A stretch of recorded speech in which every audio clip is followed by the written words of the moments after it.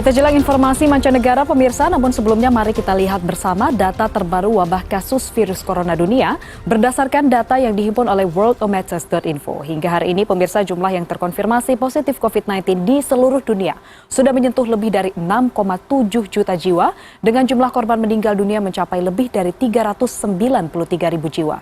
Sedangkan yang dinyatakan sembuh melebihi angka 3,2 juta jiwa. Langsung kita lihat di Amerika Serikat, total kasus positif corona kini hampir mencapai 1,9 juta kasus dengan angka kematian hampir menembus 110 ribu jiwa. Sementara pasien yang sembuh menyentuh lebih dari 712 ribu jiwa.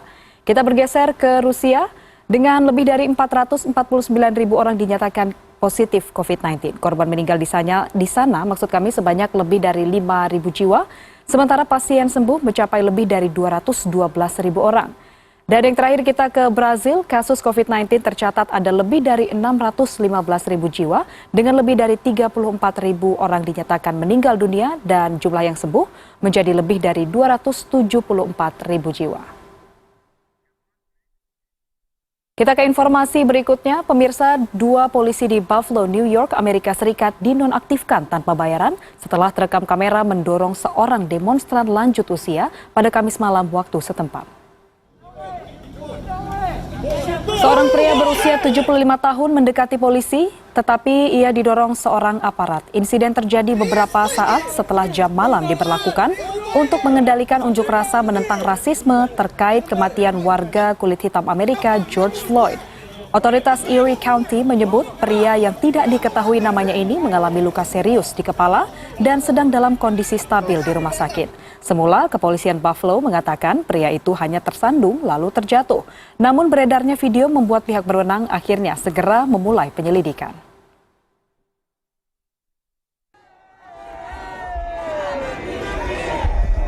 Ya, sementara itu ribuan pengunjuk rasa masih berada di luar rumah pada Kamis malam waktu setempat meski jam malam mulai berlaku. Di sejumlah titik pemirsa, polisi membiarkan para demonstran, namun di tempat lain aparat menangkap sejumlah demonstran dengan damai tanpa tongkat pemukul dan perlengkapan untuk mencegah kerusuhan. Gubernur dan wali kota New York mengatakan demonstran harus mematuhi jam malam yang dimulai pukul 8 malam yang dimulai awal pekan ini. Hal ini untuk mencegah kekerasan, perusakan, dan penghancuran yang mewarnai unjuk rasa beberapa hari terakhir. Sementara itu, kematian George Floyd, pria keturunan Afrika Amerika, telah memicu protes luas di seluruh penjuru Amerika Serikat. Kini, teknik menindih leher tersangka kejahatan yang dilakukan oleh polisi Amerika dipertanyakan. Sejumlah warga Amerika bahkan menyatakan tidak akan memberikan toleransi atas tindakan yang menyebabkan kematian Floyd tersebut. Taktik polisi di seluruh penjuru Amerika Serikat kini berada dalam pengawasan. Video dari Sarasota, Florida ini menunjukkan momen saat seorang petugas berupaya menahan seorang pria setelah mendapatkan laporan terkait kekerasan dalam rumah tangga. Seorang petugas terlihat berlutut pada leher belakang seorang pria beberapa hari sebelum kematian George Floyd. Petugas mengatakan tersangka dilaporkan berusaha untuk melarikan diri dan polisi menggunakan kekuatan ringan. Berlutut pada leher seseorang menurut kepolisian Sarasota bukanlah teknik yang diberikan saat latihan kepada petugas mereka. Kepolisian wilayah tersebut kini sedang melakukan penyelidikan internal. Ini adalah salah satu dari beberapa insiden terbaru yang ditekankan oleh pengunjuk rasa sebagai pola teknik polisi yang bermasalah. Contoh lainnya, polisi di Vallejo, California menembak dan menewaskan Shane Monterosa, 22 tahun, ketika merespon panggilan adanya dugaan penjarahan. Petugas mengatakan dia berlari ke arah mereka sambil berusaha meraih sesuatu yang tampak seperti pistol. Namun kemudian dikonfirmasi benda tersebut adalah palu. Di saat tuntutan keadilan meluas di jalanan, penyelidikan serupa kini juga tengah berlangsung di Tacoma, Washington. Pada Maret, Manuel Ellis terdengar mengucapkan, "Saya tidak dapat bernapas," ketika dia meninggal dalam penahanan polisi, menurut juru bicara kantor kepolisian. Kasus tersebut di tengah kasus kematian Floyd kini menjadi perhatian tambahan. Dan di Chicago, investigasi lain juga tengah dilakukan terhadap aksi sejumlah polisi dalam penangkapan agresif pada akhir pekan lalu. Pihak keluarga mengatakan mereka tidak melakukan suatu kesalahan. Otoritas Cook County mengatakan pihaknya telah melakukan penyelidikan independen terkait masalah ini, termasuk kepada petugas polisi yang terlibat. Cedric Alexander, mantan Ketua Organisasi Nasional Eksekutif Aparat Penegak Hukum Kulit Hitam, meyakini teknik berlutut pada leher seseorang tidak dibenarkan dan tidak menjadi bagian dalam latihan polisi. Pemirsa, seorang seniman mural jalanan memberikan penghargaan kepada George Floyd dalam bentuk mural di sebuah dinding besar yang kosong. Ia bahkan membutuhkan waktu berjam-jam untuk membuat mural bertuliskan nama George Floyd. Muralis Renda Writer tengah singgah di Atlanta, Georgia pada Rabu waktu setempat. Ia menyelesaikan karya mural bertuliskan George Floyd di sebuah dinding besar berwarna hitam. Sebelumnya ia mengaku telah mengecat putih sebuah dinding di Atlanta Selatan, namun polisi mengusirnya. Dinding kosong pun ia dapat setelah dibantu komunitas mural dan pemilik bangunan yang mengizinkan dindingnya untuk dijadikan kanvas. Writer menuliskan nama George Floyd berkali-kali dengan cat warna putih, kuning, dan merah. Selanjutnya ia akan berpetualang ke Miami untuk melanjutkan karya seni lain.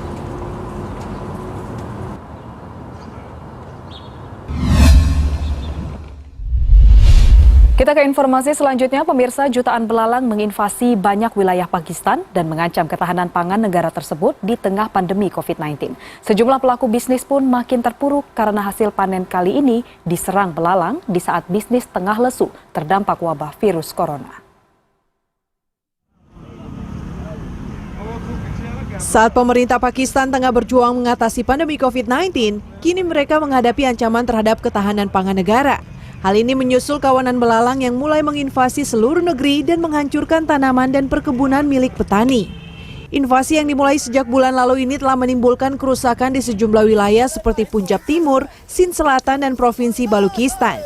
Belalang juga menyerang tanaman di wilayah barat laut Pakistan dekat perbatasan Afghanistan. Para petani mengaku tak berdaya menghadapi jutaan belalang yang menyerang kebun mereka. तो उस वक्त हम अपने खेतों में काम कर रहे थे। जब वो आई तो हमने उसको भगाने की बहुत कोशिश की, मगर वो हमारे से कंट्रोल नहीं हो रही थी। उसके बाद फिर हमने महकमा ज़राअत की टीम से रब्ता किया।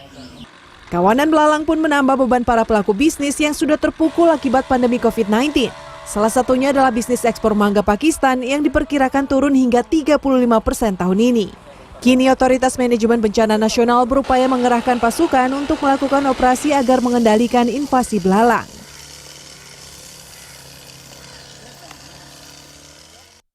Kita ke informasi berikutnya, pemirsa. Jepang membuat sejumlah kebijakan baru setelah berakhirnya keadaan darurat pandemi virus corona.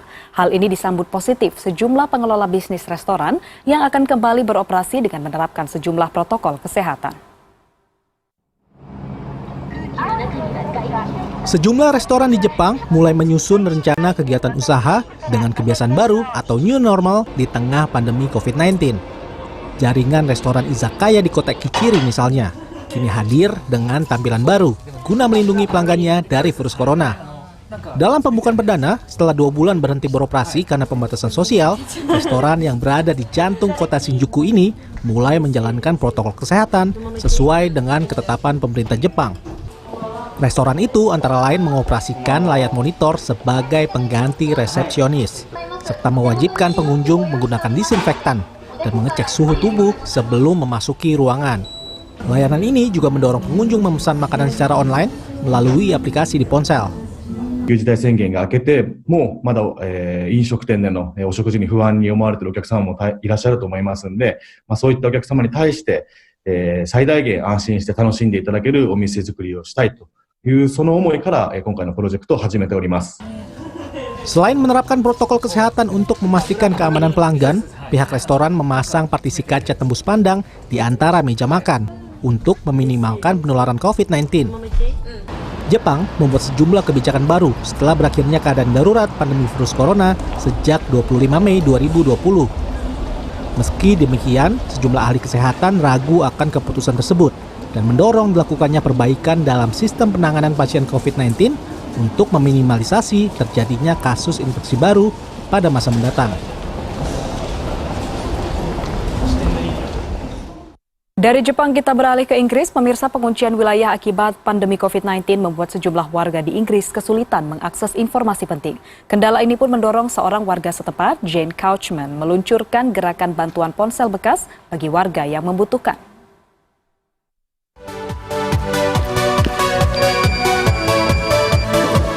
Ponsel pintar selalu menjadi barang yang paling dibutuhkan untuk mengakses informasi di tengah pandemi COVID-19. Hal ini membuat Jane Couchman, seorang warga London, Inggris, menginisiasi gerakan untuk berbagi ponsel pintar bekas. Ide mulia ini berawal dari pengalaman anaknya yang kesulitan melakukan pembelajaran daring dari rumah. Tak ingin melihat kondisi yang sama terjadi di keluarga lainnya, Jane menggalang donasi ponsel bekas layak pakai untuk dibagikan ke sejumlah keluarga yang membutuhkan. Jane turut menggandeng perusahaan telekomunikasi O2 dalam proyek Community Calling.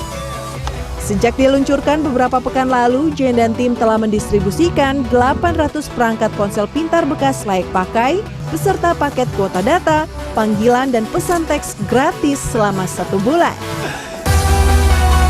Jane percaya bantuan sekecil apapun dapat membuat perbedaan besar di tengah masa sulit pandemi COVID-19.